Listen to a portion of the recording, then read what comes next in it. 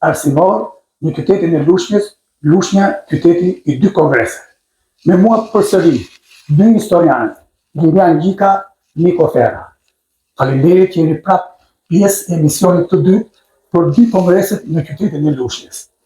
Ta nisim gjithçka për Myzeqen, gjithçka që ne dhe ju si historian hidhni ato faktet në letra për të gjithë shikuesit që janë pjesë e emisionit Personazhe në Fokus. Emisioni Personazhe në Fokus sjell këtë të shtunë mbrëma një udhëtim të veçantë në historinë e Lushnjës, qytetit që mbart peshën e 2 ngjarjeve madhore për shtetin shqiptar, Kongresin Arsimor dhe Kongresin Historik të 21 janarit 1920.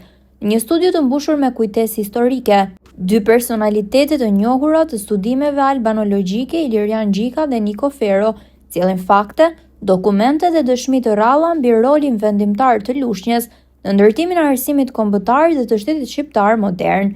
Në drejtimin e gazetarit Ndriçim Gjoshi, pjesa e dytë e emisionit zbërthen detaje pak të njohura, dokumente autentike dhe këndvështrime të reja, të cilat e vendosin Lushnjën në qendër të historisë sonë kombëtare.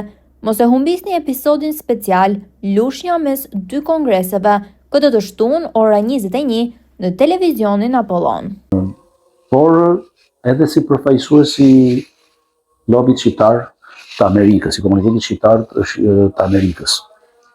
Sotir Peci, në këtë shtëpi, në shtëpinë e Kacën Fugës, do të ishte një nga protagonistët kryesor të Kongresit të Lushnjës të janarit 1920, ku do të zgjidhej edhe një kryetar i Kongresit dhe pjesë e kabinetit qeveritar të kryeministrit Sulejman Delvina.